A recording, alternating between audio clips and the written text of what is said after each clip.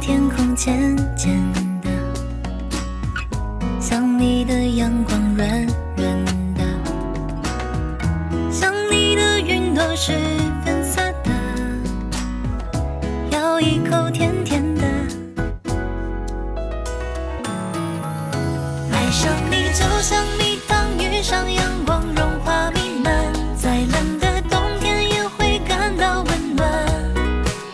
爱上你从今天起都只想要你陪伴，甜蜜的小心机都被你看穿，怎么办？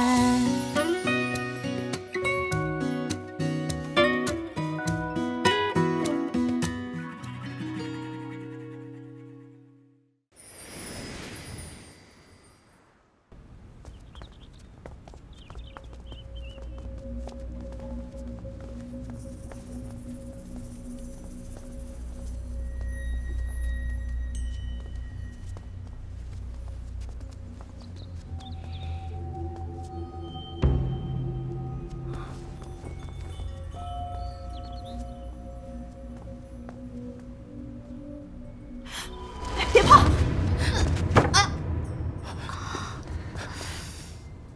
没事吧？没事。把花摘下来，收好。是。刚才多有冒犯。这画究竟有什么古怪？为何你们人人都惧怕它？这画中有鬼，轻易不可直视，定是这幅画杀了老爷。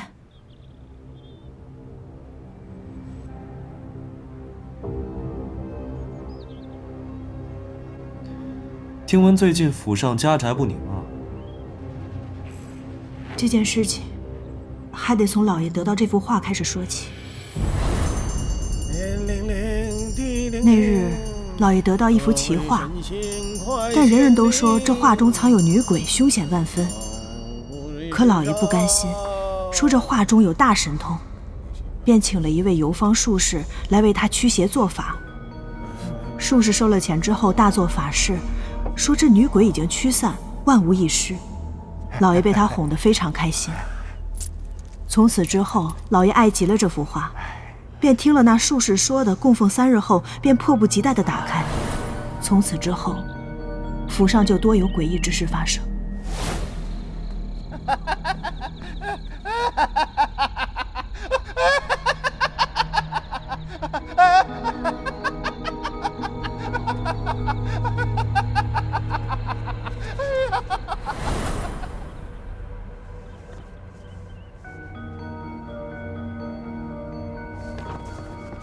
子不语怪力乱神。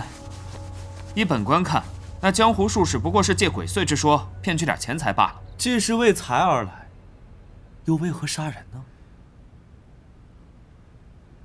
林清秋，你不拆我台会死吗？陆大人，你不说话会死吗？你是女鬼。小九，不得无礼。府中的下人缺乏管教，还望大人们海涵。无妨。你看到什么，尽管说出来。这幅画刚拿到的时候，是我替老爷收起来的。这晚上起来，我偷偷看了一眼，确实发现一个漂亮的女子从画里走了出来。这一摸，人又没了。祝小娘，你说这老爷会不会是入了魔呀？自从老爷得到这幅画以来，府里确实处处透着古怪。没错没错，这每到晚上的时候，老爷的房间里总是发出奇怪的笑声。如此说来，原因都是因为这幅画。这画中有鬼，不可轻易打开。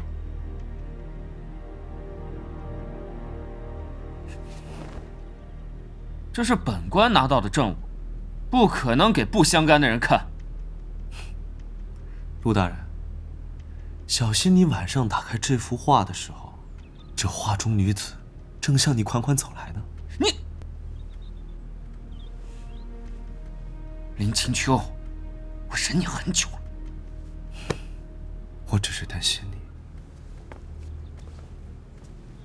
珠儿所知一切，都已据实向2位大人禀告，还求2位大人一定要设法还府上一个清净。宽宽请起。本官一定竭尽全力查明真相。多谢大人。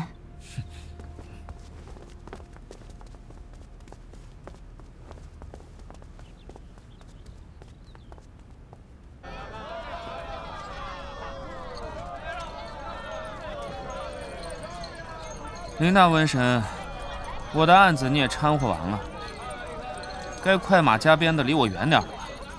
陆大人，打算从何查起啊？钱掌柜烧得跟个焦炭似的，我得先让我的仵作验了尸再说。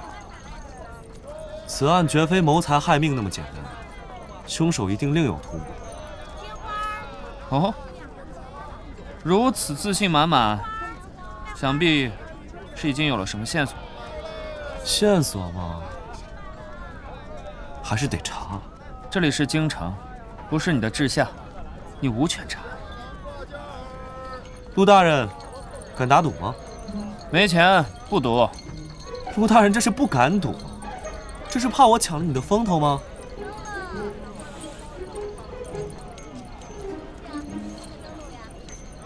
赌就赌，谁怕谁？要赌就赌大的。陆大人，你可别冲动啊！我们青丘向来逢赌必赢，从无败绩的。那是因为他没碰见我。好，那我们就来赌一赌，看谁先结案。你要是赢了，我便主动辞官；反之，你要是输了，我只要一枚卷宗库的通行令即可。这可赌得太大了，陆大人他可输不起啊！谁说我输不起？赌就赌，那我就授权你协助办案。我如果输了，不仅将令牌给你，还主动辞官还乡，从此不再入仕途。林青丘，你就等着辞官之后，继续做回你的纨绔子弟吧。哼，到时候满城百姓都会崇拜我，我再大发慈悲饶了你。不错，不错。我这就让我的仵作去义庄验尸，你给我等着。不必了，我的人已经在那儿了。你什么时候去的？茵茵她住在那儿。走吧，陆。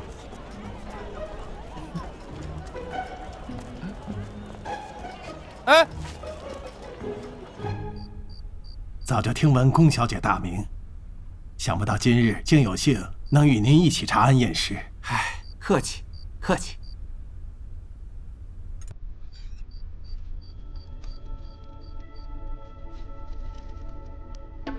哇，这人皮都能直接剥下来，这得焦到什么地步啊？不，死者身上并非肉体粘连，而是衣服。衣服？不错，死者身上穿了很多衣服，很多很多。不对啊，这都早已过数九寒天，怎么会穿这么多衣服啊？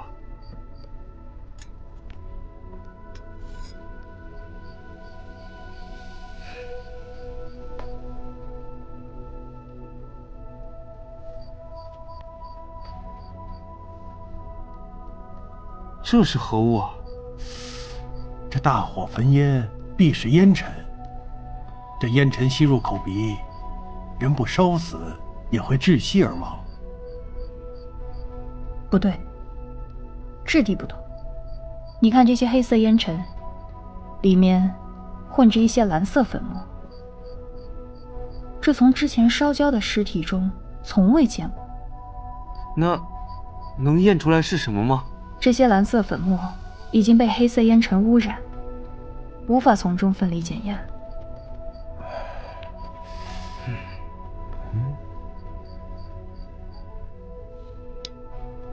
哦，对了，茵茵，陆姑娘怎么没来义庄？她不是说她要多看你验尸，方便写话本子吗？洛儿今天在前府把腰扭伤了，不方便出门。哎呀，你轻点，别这，疼，疼！别动。我都说了，让茵茵给我正骨。茵茵向来只爱摆弄尸体。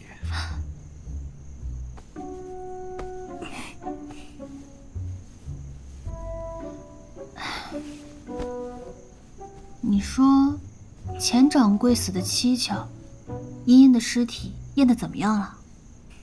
你呀，就好好休养就行了，其他的事儿就别操心了。那可不行，我还得去街面上转一转。既然来了京城，我得开一家新的书社才是。我南一先生可不能让我京城的书迷失望。疼！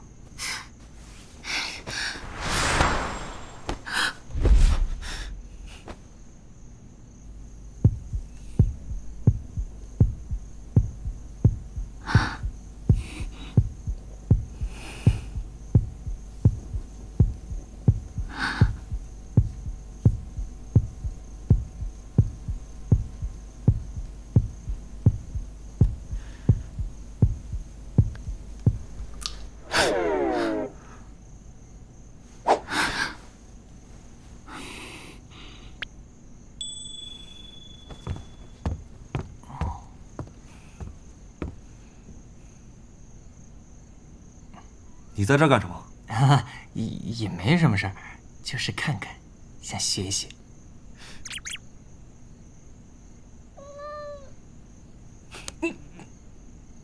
下去。是。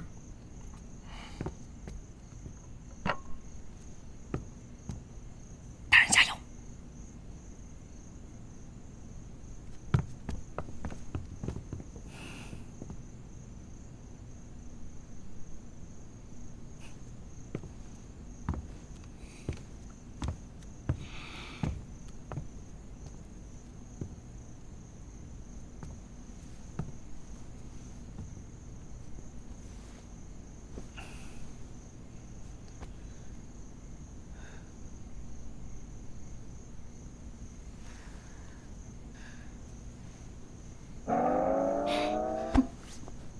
你推我干嘛？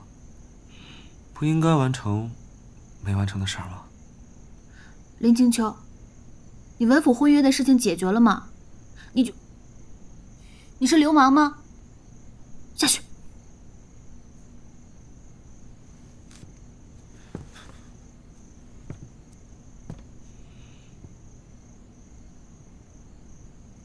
还在这儿干嘛？我要睡觉了。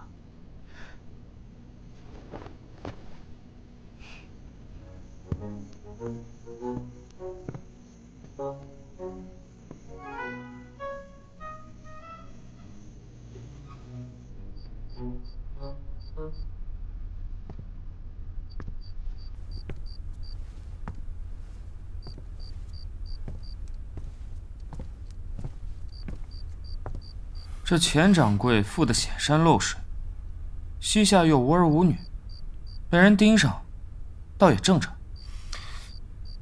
这场赌局由大人您做主，现如今京兆尹大人不在，您就更得先于林清秋破案，方能体现您的能力啊！这儿的人都为您马首是瞻。他林清秋要是想先您一步破案，那也得有人帮他查案，您说是不是？明日就通告京兆府上下，翻遍京城也要把那个江湖术士给我找出来。是，在我的地盘上，我就不信他林清秋查的能比我快。少做些无用功。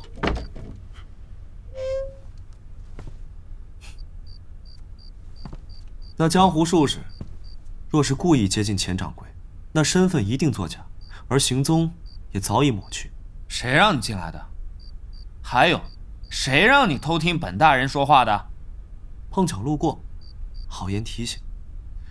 我怕我会赢得太轻易，这样会觉得无趣。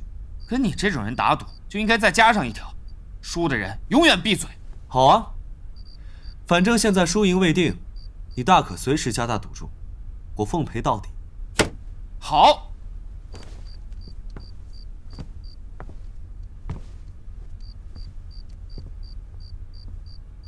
你我查案互不干扰，输的人还要游街示众，你敢吗？君子一言，驷马难追。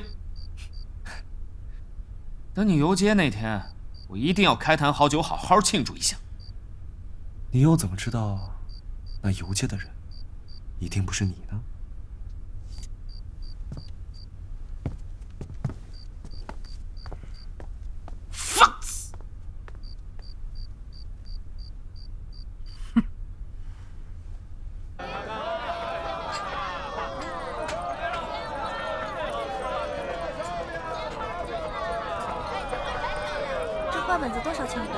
5文钱一本。那我给10文吧。哎呀，谢谢谢谢。不客气。哎，姑娘，我这儿有时下最火的南一先生的画本子，要不要来一本啊？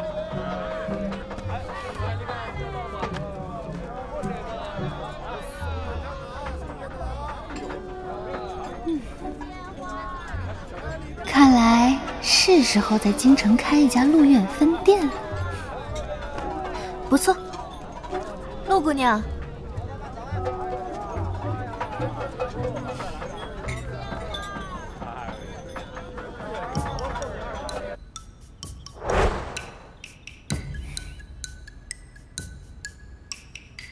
2位今天找我过来，一定是憋了一肚子话想说吧？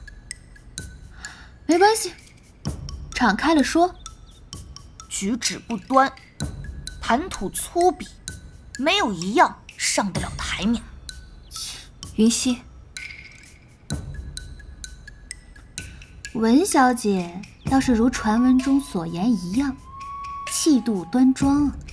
陆姑娘谬赞了，我虽是相府嫡女，更是以后安定王府的当家主母，但我向来对你们这些平民百姓宽厚，你不必觉得惶恐。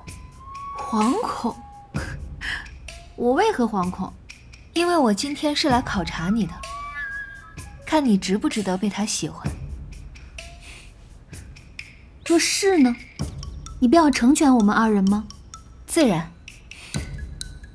文小姐如此气度，倒是让我肃然起敬啊。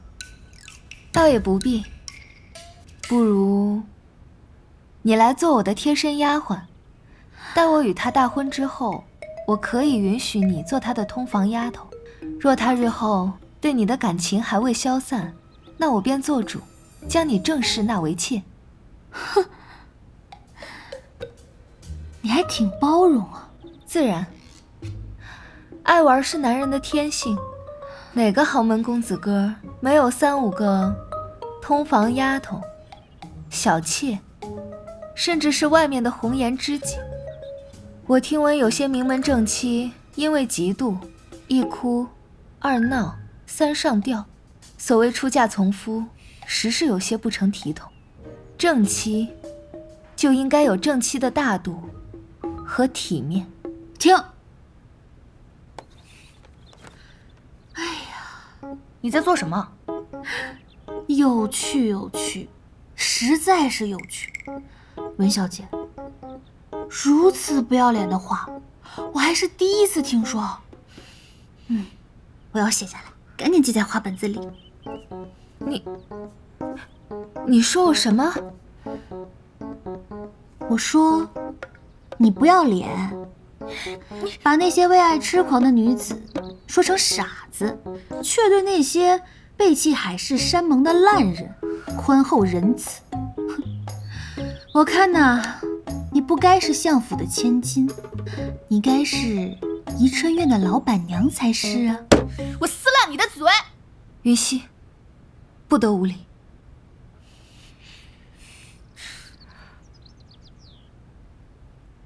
宜春院是什么？宜春院就是那种的地方。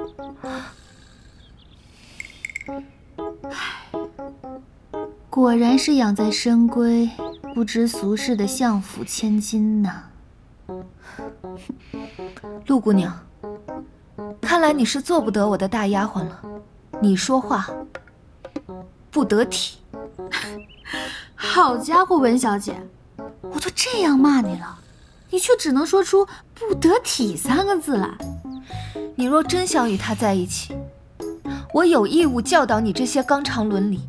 你不必觉得惶恐，也不必觉得忐忑，把你那些卑微的小心思都收起来，好好学习应该如何伺候夫君。算了，文小姐，林清秋他不喜欢你，如此看来，你也根本不喜欢他。父母之命，媒妁之言，儿女情长不过是画本子里写的罢了。所谓喜欢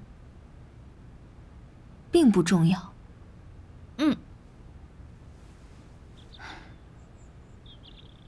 文小姐，我真心的祝愿你能来一场奇妙的邂逅，要多狗血有多狗血，最好是能从天上直接掉下来个夫君砸进你怀里。你不用这样看着我，等哪一天你遇到了心动之人，你就明白我今日在说什么了。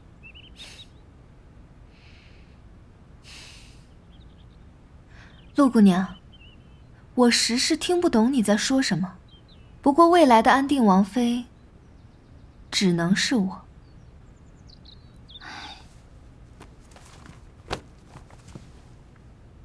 文小姐，待我和林清秋大婚那日，你可不要哭鼻子啊，要时刻保持文府千金的尊贵和优雅哦。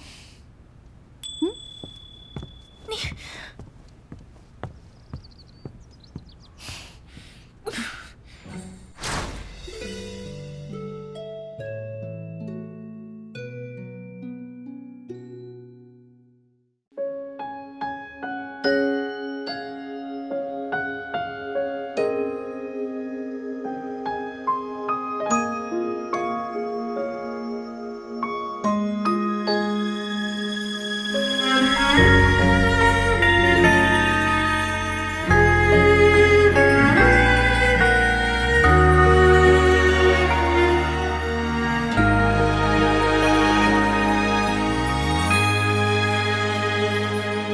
时过就此挣脱，双手不再紧握，就算重返寂寞，不像是爱过。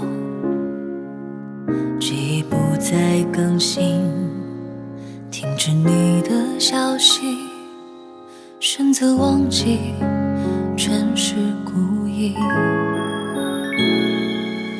试过接受蹉跎，假装比你洒脱，干脆闭上眼睛，不看那个我，直到快分不清，爱你是真是戏，骗过了时间，骗不过自己。我想我会明白，不会再去依赖，只能在记忆里去画爱我的一个你。这离别太儿戏，道别的每一句，对爱懦弱的那个人不是我，是你。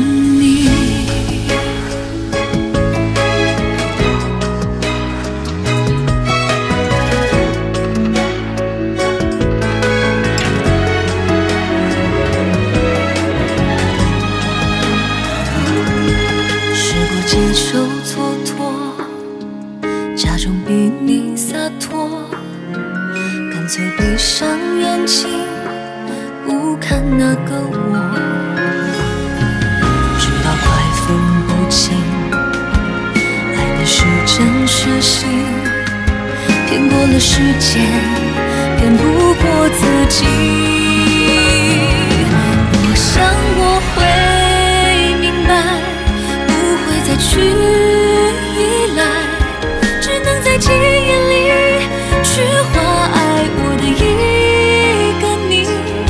触不到你的爱，该来的都未来，这结局比真相难猜，难猜。